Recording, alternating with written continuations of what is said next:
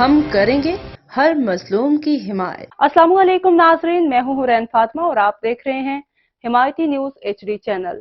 نظر ڈالتے ہیں آج کی اہم خبر پر۔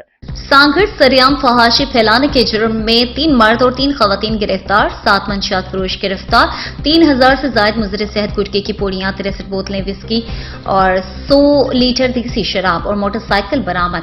دوران تفتیش ملزم سے ٹیٹی پسٹل برآمد۔ مختلف کیسوں میں مطلوب 4 روپوشوں سمیت 16 ملزمان گرفتار۔ متروکہ بھینس برآمد ہونے پر اصل مالک کے سپرد۔